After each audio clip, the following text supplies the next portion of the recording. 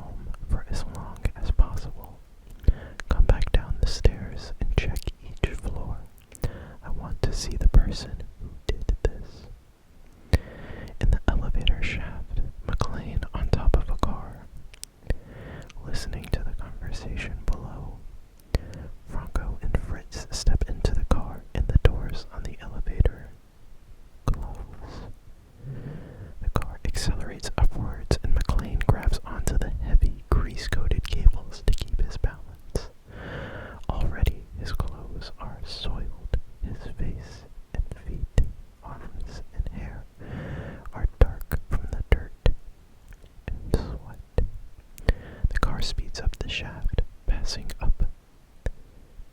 the car, bringing Carl down to the hostage floor, and stops at the 40th floor. The doors open, and McLean hears them roll the chair with the body off the car. McLean looks up. From his point of view, a metal catwalk runs around the inside of the elevator shaft. McLean pulls himself up onto it. As he moves along the catwalk, looking for a way out,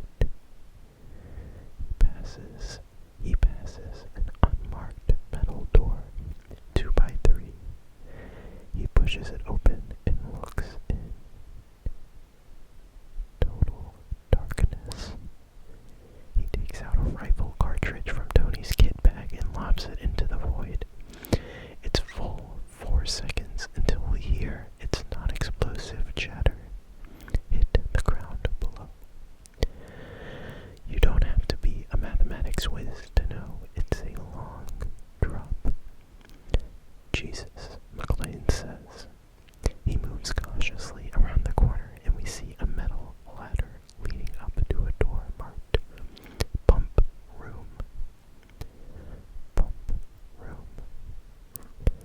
Opening the door, McLean enters a darkened pump room, damp and full of pipes, and goes to another door.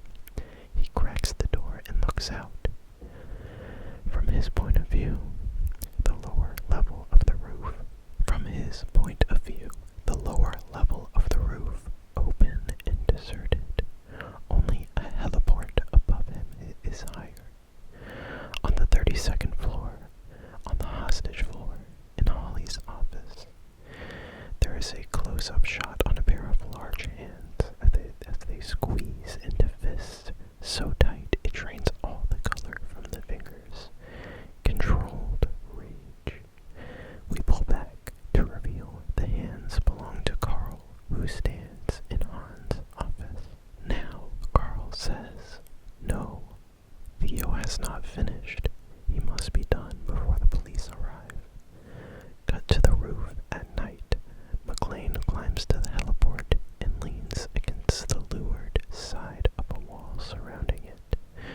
Shielded from wind, he pulls out the CB, turns to Channel 9, and starts broadcasting. "Mayday, Mayday, tell police terrorists have seized the Nakatomi building." A local TV reporter talking on the phone to his girlfriend hears the distress call. He stops listening to her for a moment and turns up his scanner. I repeat, unknown number of foreign nationals armed with automatic weapons. They are holding at least 30 people hostage at the Nakatomi Century City building. Somebody answer me, please. Hans and Carl also hear the signal. Hans says, "The roof."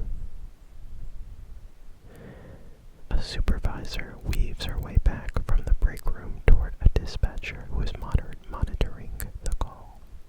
Dispatcher, it's the same address we got a crank fire call at earlier tonight. I'll handle it. She plugs in her headset. To McLean, attention, this is an authorized police frequency. McLean's voice. Listen to me. This is an emergency. I need a police backup now. Tell police terrorists have killed one hostage already. Listening more closely, on a hunch, he reaches over and starts recording the conversation. In half the building heavily fortified. Franco and Fritz and Carl. Carl, no one kills him but me. It's an order, and the look gives the other two backs it up. He fits a fresh magazine into his rifle as the elevator opens to the roof. He is almost breathless as he finishes his call.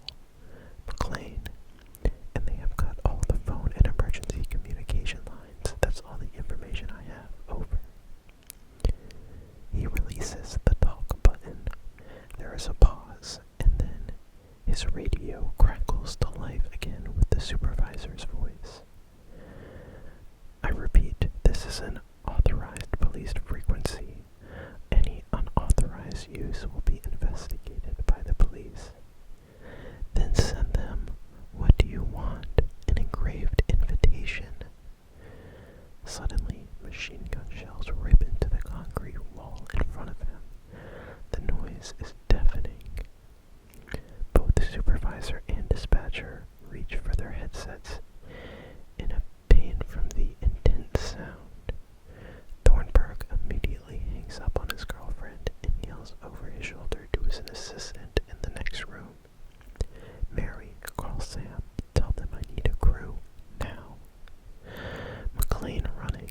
The tracer bullets rip into the wall behind him. He reaches the corner and sees two other terrorists moving toward him. Before they see him, he leaps down to the next level out of range of Carl. The supervisor and dispatcher listen in stunned silence. The shots sound real enough. Have a black and white do a drive-by, the supervisor says. In a 7-Eleven on Powell, he puts 2 packs of pink Hostess Twinkies and the police radio down on the counter in front of a young male clerk who stifles a smile. Another teenage employee behind the counter also smothers a smile. Is that all, sir?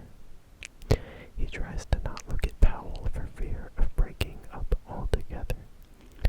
They're for my wife. She's pregnant. The clerk nods and puts them in the bag. Suddenly, Powell's police radio crackles to life.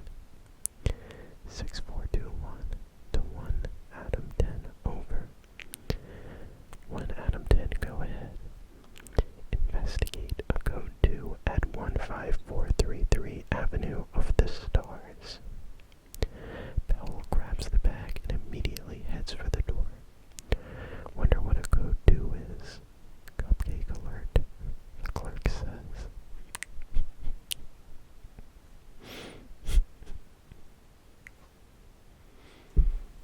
Wonder what a code 2 is. Cupcake alert. Cupcake alert. Did he get a cupcake alert? Cut to the roof, running for his life. McLean running from Fritz and Franco. They don't realize he's being herded around the building towards Carl. Suddenly, McLean turns a corner and sees Carl. The big man fires a burst and McLean ducks back, stopping at the exterior door to the pump room he used before. It is locked from the inside. He blows the lock off with a burst from his machine gun and slips into the darkness of the pump room. Moving quickly, he picks his way over the same ground as a few minutes before and opens the door to the elevator shaft. The dimly lit shaft yawns before him. He starts down the ladder back to the catwalk. On the roof, Franco and Fritz reach the pump room door and wait for Carl.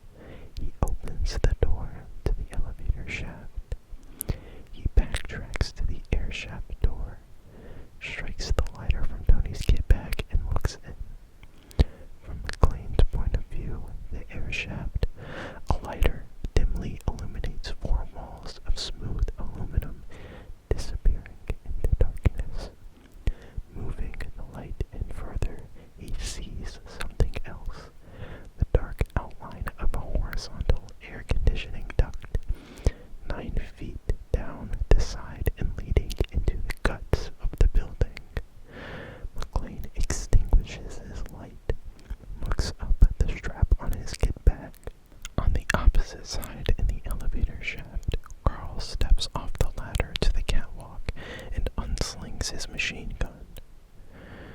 From McLean's kit bag, one bag has been clipped to each end of his machine gun, making a long sling. McLean braces the gun across the outside opening of the air shaft door and lowers himself into the air shaft, holding onto the canvas sling with his elbows bent like doing a chin-up. His feet slowly move down the smooth aluminum walls until they reach the top of the air duct, then dangle in the open space. He straightens his arms to give him length enough to reach the bottom of the duct. Suddenly, he feels something give way above him and he looks up. Slowly, the brass clips start bending under McLean's weight. On Carl, he moves steadily toward the corner, close on McLean's toes, now only inches from the bottom edge. McLean's arms are fully extended now. He hears Carl on the metal catwalk. His muscles strain and quiver. The clips, they are opening wider until one bends all the way back and snaps. McLean falls. He grabs the ledge of the air duct. As he falls and his body slams into the aluminum wall, which give an echoing boom. Above him on the catwalk, the rifle rattles on the metal outside the door. On Carl, around the corner, he freezes, unsure of the sound, then starts slowly for the corner. On McLean, holding on the ledge with his hands, with every ounce of his strength, he tries to pull himself up into the horizontal duct, clawing for a hold. On Carl, he rounds the corner and sees McLean's rifle lying beneath the doorway. He moves to the small door, shines his light, and aims his rifle down the shaft, ready to fire. From his POV, the shaft is deserted. Moving his light around, he sees the air duct. Without hesitation, he turns back